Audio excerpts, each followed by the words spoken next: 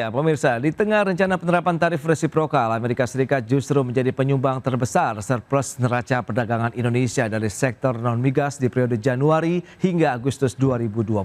Surplus perdagangan non-migas Indonesia terhadap Amerika Serikat mencapai 12,2 miliar dolar Amerika.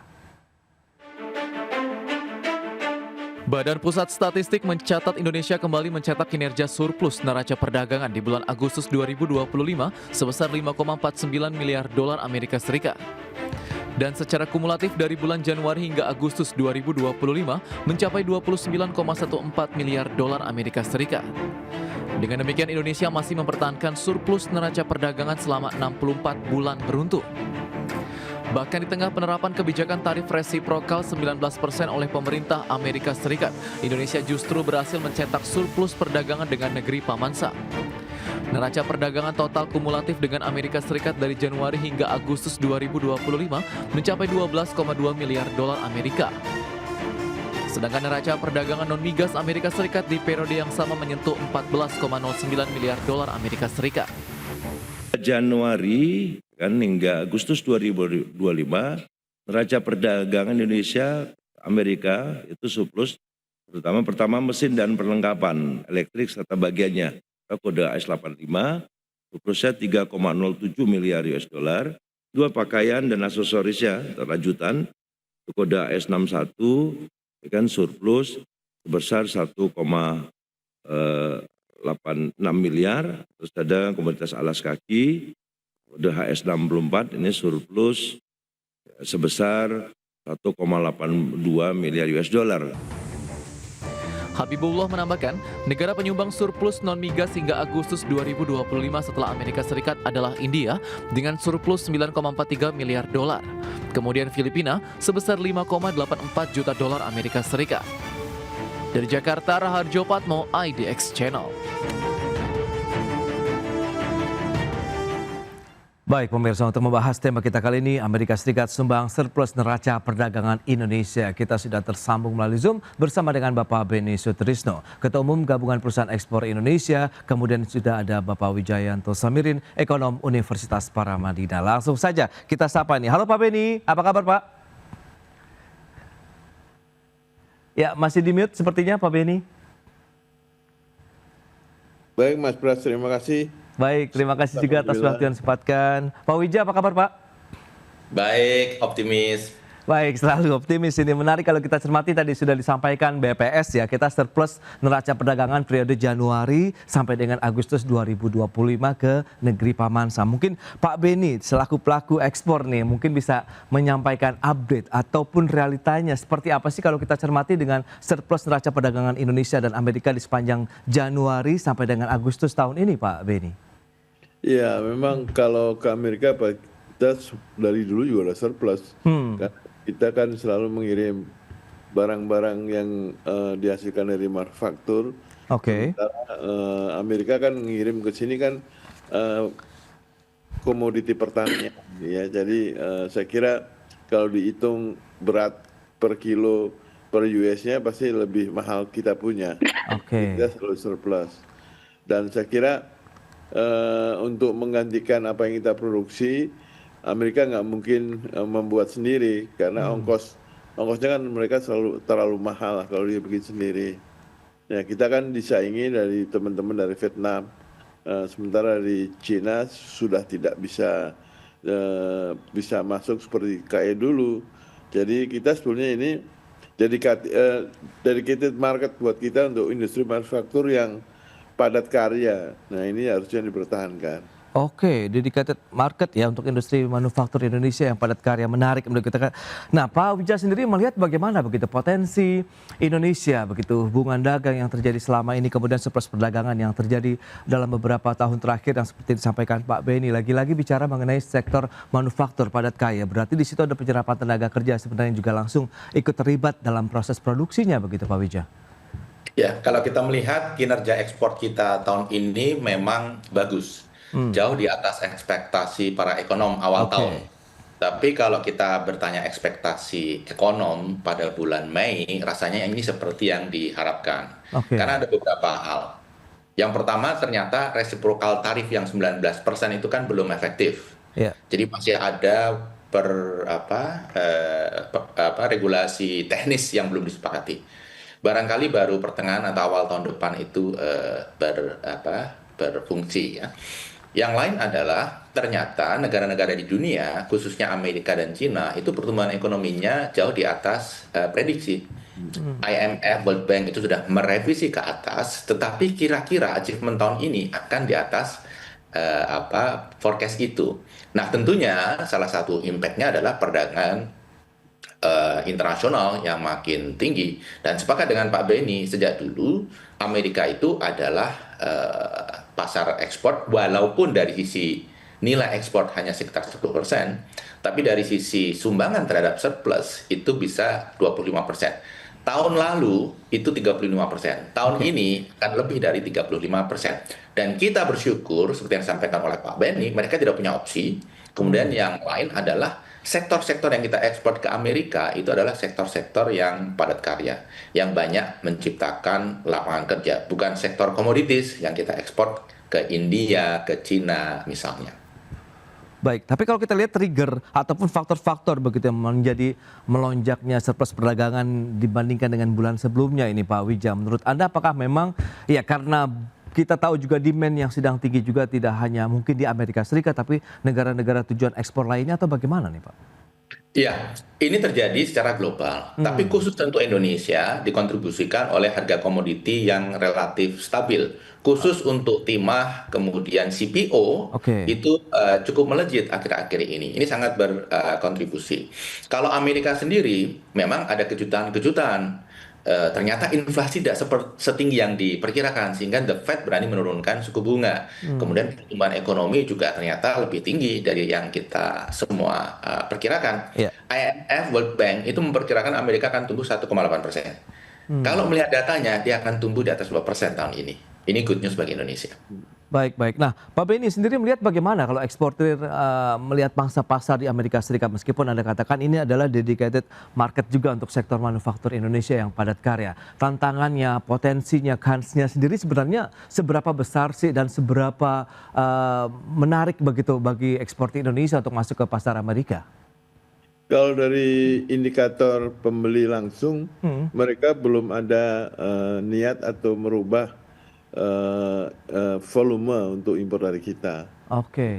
Walaupun dihantui dengan rencana kenaikan tarif itu kapan berlakunya, tapi dari mereka tetap saja mengimpor dari kita dan volumenya tetap. Malah kadang-kadang ada tambahan yang spesifik sekali yang mereka butuhkan. Tapi kalau kita lihat dari sisi kesiapan kita untuk memasuki pangsa pasar, kemudian produk-produk andalannya apakah hanya produk-produk yang seperti sudah disampaikan BPS tadi Pak, begitu hanya mesin perlengkapan elektrik, kemudian juga ada pakaian aksesoris, kemudian juga ada alas kaki di sana Pak Beni? Ya itu salah satu keunggulan kita yang oleh Amerika dia tidak bisa membuat sendiri kan. Sementara sumber dulu yang termurah kan dari Cina. Nah sekarang masalahnya dia dengan Cina kan ada masalahnya lebih dibandingkan masalah kita dengan Amerika. Jadi mau nggak mau orientasinya ke kita, ya kan. Lalu Vietnam juga itu bagian daripada tetap saingan kita tetap Vietnam. Itu karena komunitas Vietnam di sana juga cukup banyak. Diaspora kita juga ada tapi tidak sebanyak diaspora Vietnam ya. Karena kita kan perdagangan itu selalu pertama akan melalui tangan-tangan diaspora itu. Baik, Pak Wija, Anda melihat bagaimana potensi pasar Amerika Serikat? Sementara kita tahu juga bahwa produk-produk tadi memang tidak diproduksi di Amerika Serikat, sehingga kita ada momen mungkin diuntungkan dengan adanya juga mungkin perang dagang antara Amerika Serikat dengan China dan juga negara lainnya. Tapi kita akan bahas nanti di segmen berikutnya Pak Wija. Pak Beni, kita akan jeda dulu sebentar. Baik pemirsa, kami akan segera kembali usai pariwara berikut ini. Ya, terima kasih Anda masih bergabung bersama kami dalam Market Review pemirsa. Dan berikut ini kami sampaikan data untuk Anda terkait dengan kinerja dari surplus neraca perdagangan Indonesia. Kita akan cermati bersama bagaimana trennya dari Januari, Februari sampai dengan bulan Agustus 2025 seperti yang bisa Anda saksikan di layar televisi Anda. Ini dia Januari tercatat sekitar 3,45 miliar dolar Amerika, kemudian Februari ada penurunan sedikit, kemudian di Maret naik lagi menjadi 4,33 miliar dolar. Namun namun di bulan April kita mengalami tekanan yang cukup kuat untuk kinerja surplus neraca perdagangan sehingga harus mengalami tekanan sampai dengan 0,16 miliar dolar Amerika Serikat. Sementara di bulan berikutnya naik terus berada di level 4 miliaran begitu dolar Amerika Serikat, dan di Agustus naik kembali menjadi 5,49 miliar dolar Amerika Serikat. Baik, itu dia tren dari pergerakan surplus neraca perdagangan. Selanjutnya kita akan lihat bagaimana dengan sisi neraca perdagangan Amerika Serikat. Neraca perdagangan dengan Amerika Serikat kita lihat Januari sampai dengan Agustus ada kenaikan sekitar 3,04 miliar dolar Amerika Serikat, pemirsa. Kalau kita bandingkan dengan periode yang sama di tahun 2024 lalu sekitar 9,16 miliar. Sementara kita lihat di bulan Januari Agustus 2025 sekitar 12,2 miliar dolar Amerika Serikat. Dan selanjutnya kita akan cermati bersama bagaimana dengan neraca perdagangan non migas ini yang menjadi salah satu kontributor terbesar begitu ya ekspor Indonesia ke Amerika Serikat. Begitu ada kenaikan sekitar 3,32 miliar dolar Amerika Serikat dibandingkan dengan tahun 2024 lalu di 10,77 berbanding dengan 14,09 miliar dolar Amerika Serikat. Baik, berikutnya kita akan cermati dari sisi negara penyumbang surplus non migas. Ini juga dengan periode yang sama rentang Januari sampai dengan Agustus 2025. Ya, Amerika Serikat kita lihat neraca perdagangan kita memang surplus 14,09 miliar, di mana dari sisi ekspornya kita lihat mencapai 20,6 miliar dan sementara importasinya 6,51 miliar dolar Amerika Serikat. Dan kita bandingkan dengan India di posisi kedua, kita juga masih mengalami, kita lihat dari 12,59 kemudian impornya 3,12 miliar dolar Amerika, surplus 9,47 miliar. Di Filipina pun tidak jauh berbeda, 5,81 miliar dolar Amerika Serikat. Itu dia, ada 3 negara penyumbang utama dari surplus non migas Indonesia. Baik, itu dia beberapa data yang sudah kami sampaikan dan kita akan lanjutkan kembali perbincangan bersama dengan Bapak Beni Sutrisno, kemudian juga Bapak Wijayanto Samirin.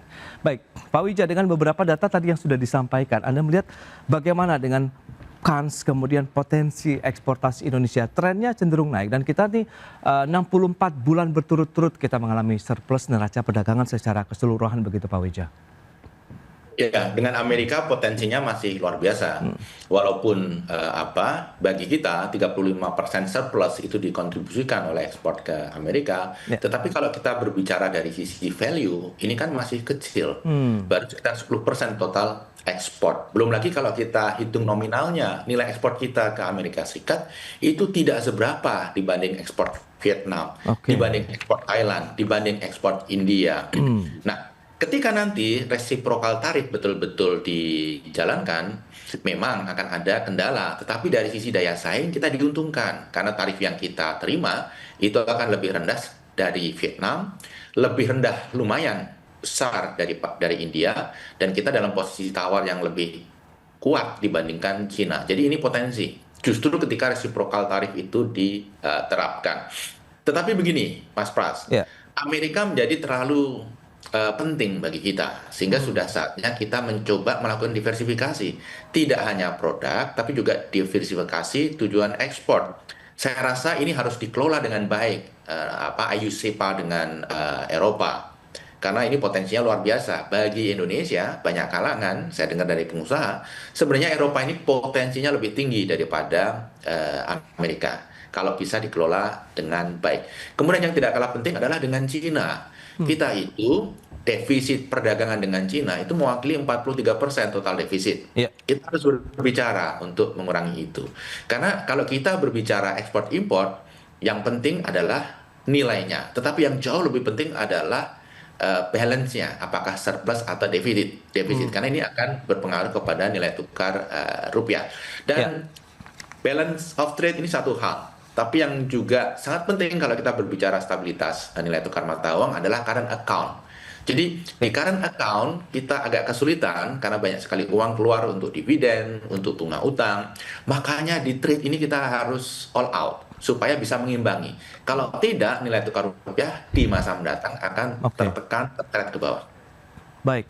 Nah, Pak Beni, lantas kalau kita bicara mengenai dari sisi value ataupun nilai eksportasi Indonesia begitu ya ke Amerika Serikat, apakah masih bisa ditingkatkan lagi begitu meskipun andalannya masih 3 komoditas tadi begitu, Pak Beni?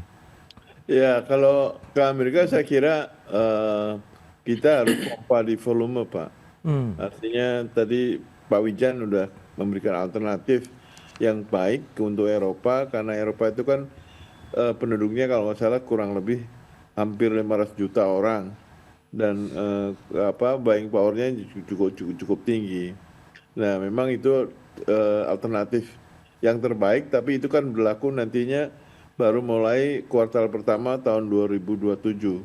Jadi kita harus menggalang pembeli-pembeli kita di Eropa yang sudah ada maupun yang belum ada di tahun 2026 ini, agar supaya di 27 itu bisa jalan lebih lancar gitu ya. Ya, kami pun sudah ekspor ke Eropa, tapi kan di Eropa masih dikenakan biaya masuk, masih ada technical barrier juga untuk menuju Eropa itu. Nah, saya kira kalau dengan China itu kita kan nggak pernah surplus sekali, tapi selanjutnya kan minus terus. Cuma memang kita banyak impor juga dari China untuk bahan baku maupun bahan penolong.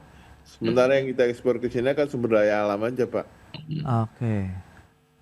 Baik, tapi kalau melihat dengan beberapa tantangan tadi begitu, produk-produk ataupun komoditas lain kalau bicara mengenai oke lah di Eropa masih ada tantangan secara teknik begitu ya, ataupun kaitannya dengan mungkin deforestasi dan lain-lain. Tapi bagaimana dengan bangsa Amerika Serikat sendiri Pak Bedi? Apakah Anda melihat ada produk unggulan lain begitu yang bisa kita kejar untuk bisa ditingkatkan dari sisi volume sehingga nilai eksportasi ke Amerika Serikat kita juga ikut terangkat begitu Pak Bedi? Ya, kita belum pernah lakukan secara serius dan fokus untuk membuat ekspor rempah-rempah kita ke Amerika Serikat dalam konteks produk jadi yang langsung bisa di ready to use. Oke. Biasanya rempah-rempah kita ya raw materialnya aja. Nah, ini kesempatan kita menekuni istilah zaman sekarang hilirisasi dari rempah-rempah kita. Oke. Masih bisa. Itu masih bisa dan nggak ada bandingannya kan. Siapa yang punya merica di dunia ini? Kan nggak semua punya, ya kan? Siapa yang punya kayu manis seluruh dunia ini? Kan hanya certain country aja. Nah, di Amerika pasti nggak ada. Oke. Nah, itu dia strateginya dan tantangannya berikutnya seperti apa kalau memang tarif resiprokal ini jadi diterapkan begitu ya. Kita akan bahas lebih lanjut di segmen berikutnya. Kita akan jeda kembali sebentar Pak Wija dan juga Pak Bedi, dan pemirsa tetaplah bersama kami. Baik, pemirsa, Anda masih menyaksikan Market Review dan kita lanjutkan kembali perbincangan bersama dengan Bapak Beni Sutrisno, Ketua Umum Gabungan Perusahaan Ekspor Indonesia, kemudian Bapak Wijayanto Samirin, Ekonom Universitas Paramadina. Baik, nah Pak Beni, kalau kita lihat dengan beberapa gebrakan baru misalnya begitu yang dilakukan oleh Presiden Trump, selain tarif resiprokal Indonesia yang sudah ditetapkan 90%, ada wacana kenaikan lagi tarif masuk untuk furniture, mebel, dan kerajinan ataupun produk-produk berbasis kayu sendiri, hampir mencapai 50% begitu. Pak Beni, apakah ini akhirnya menjadi tantangan lagi bagi Indonesia ke depannya? Kita selalu ditantang ya, tapi kita kan juga punya kemampuan untuk menghadapi tantangan itu. Oke. Saya kira kita belum menekuni, kita kan nggak semua produk kayu itu kita miliki. Kita juga kayu ada yang impor dari New Zealand, ada impor dari South Africa, dan tentu ada impor juga dari Amerika Latin. Nah, ini kan juga bisa diperbincangkan atau dirundingkan berapa persentase kandungan yang kalau produknya itu bukan Indonesia punya, apakah juga ada efeknya terhadap biaya masuknya untuk furniture itu. Ya, ini yang pusing memang teman-teman furniture, tapi sampai sehari ini kan masih belum ada actionnya di lapangan itu. Saya kira ini Kementerian Perindustrian ini harus sering-sering bicara dan kerjasama dengan perdagangan ya. Dan tentu soal kayu ini kan nanti di Eropa juga butuh sama. Jadi kita nggak boleh itu pakai sumber kayu dari dalam hutan yang sudah ditentukan itu hutan misalnya. Nah, ini kan satu tantangan baru. Nah, tentu ini setiap produk, setiap industri itu punya spesifik baik tantangan maupun kesempatan ya. Baik. Kira kesempatan inilah yang kita manfaatkan. Apakah kita ekspor komponennya saja, nanti di sana ada perakitan, itu kan macam-macam cara lah ya. Baik, nah Pak Wija, lantas bagaimana kalau kita bicara mengenai daya saing kualitas produk-produk kita begitu, apabila memang selain dari 3 komoditas andalan tadi ekspor Indonesia ke Amerika Serikat, apakah Anda melihat potensi masih cukup besar meskipun tadi yang seperti Pak Beni sampaikan begitu, setiap komoditas ada tantangannya tersendiri begitu Pak Wija? Ya, jadi berbagai SEPA, berbagai FTA itu kan seperti pintu dibukakan bagi kita untuk masuk. Ya, Nah, pertanyaannya apakah produk kita bisa masuk? Itu kan tergantung dua hal. Seberapa jago kita melakukan pemasaran di marketing. oke. Kemudian yang kedua, apakah produk kita itu mereka butuhkan? Kemudian yang ketiga, apakah produk kita itu kompetitif? Jadi dari poin kedua dan ketiga, ini sebenarnya adalah PR kita sendiri. Ada free trade maupun tidak ada free trade, ini harus kita lakukan. Diversifikasi produk harus kita lakukan. Karena selama ini produk kita semakin tidak well diversified. Itu saja. Pernah mendampingi Pak Wapres negosiasi dengan Jepang. Jepang itu ingin beli banyak produk dari kita. Oke. Tetapi pertanyaannya adalah produk apa yang Anda bikin yang saya butuhkan? Nah, itu kita tidak bisa menjawab. Kemudian yang kedua, daya saing. Jadi kita harus memastikan iklim usaha di Indonesia itu efisien. Tidak ada ekonomi biaya tinggi, tidak ada premanisme. Sehingga dunia usaha itu bisa memproduk produk-produk secara efisien dan bersaing dengan produk dari negara lain. Kembali, tiga faktor ini adalah PR kita sendiri.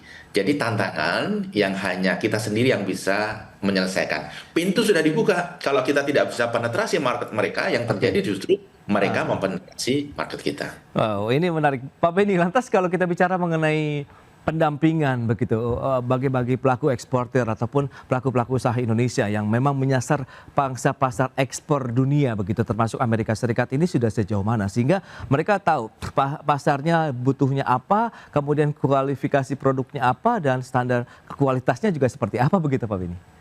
Ya inilah gunanya adanya ITPC, ada atas perdagangan Pak. Jadi saya kira kemarin saya juga informasikan ke perdagangan bahwa ada beberapa HS yang termaktub dalam free trade agreement kita nggak pernah ekspor sama sekali, 1 kilo pun nggak pernah kita ekspor. Oke. Berarti dulu waktu perundingannya itu perdagangan itu melakukan perundingan menaruh HS itu untuk apa? Dia ngerti nggak kita punya atau nggak barangnya. Nah jadi himbauan saya kepada Kementerian Perdagangan kemarin, coba kita review lah kembali FTA yang kita miliki. Dan bisa nggak kita rubah HS yang memang kita nggak ada produknya, ngapain harus dimintakan akses pasarnya gitu loh. Oke, ya ini menarik. Berarti belum sinkron begitu Pak Benny atau bagaimana gitu pada saat mungkin proses perundingan berlangsung begitu sehingga ada HS yang tidak ada di Indonesia tapi harus diajukan misalnya.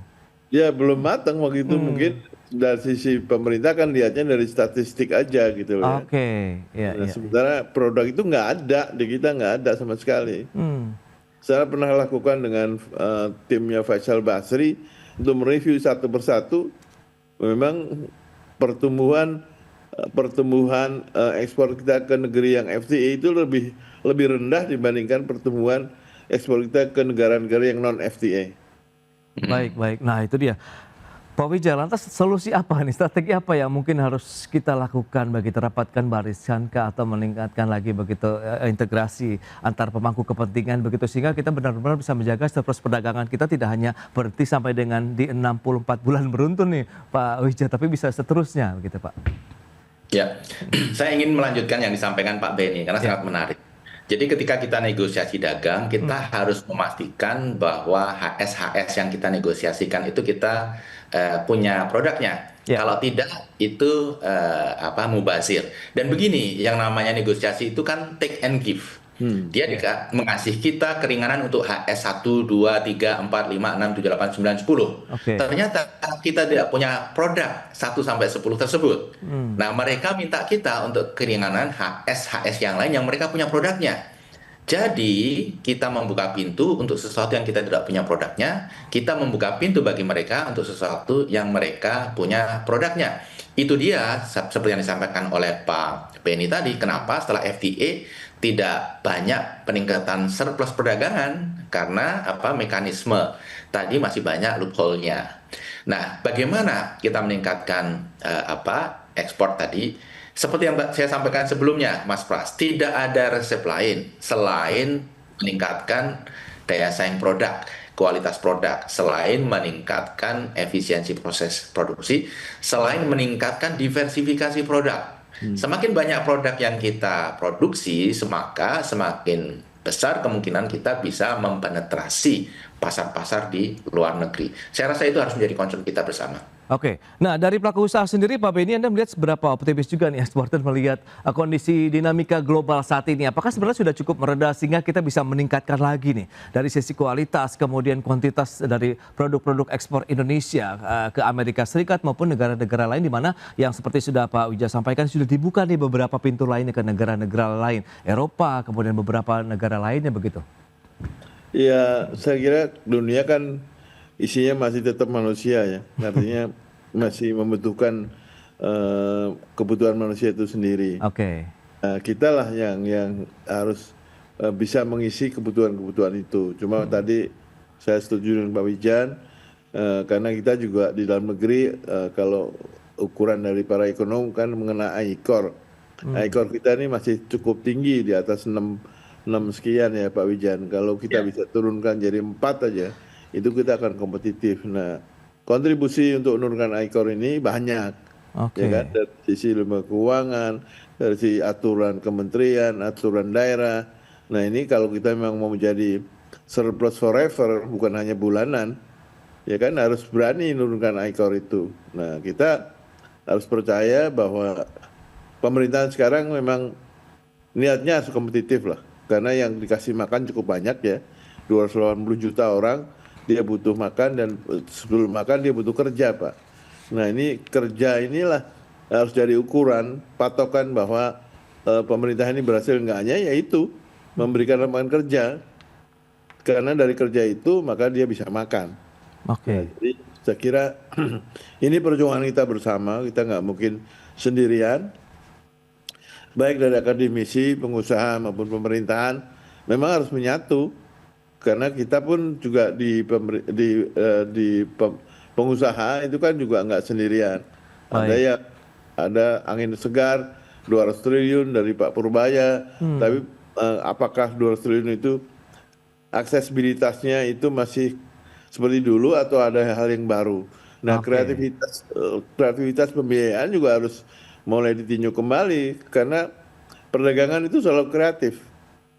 Oke, baik, itu dia untuk dari sisi pembiayaan begitu ya, masih butuh dukungan fleksibilitas lah mereka bisa mendapatkan dengan persyaratan-persyaratan yang mungkin tidak terlalu ribet atau jelimet begitu ya, sehingga menguntungkan juga bagi ekspor di Indonesia.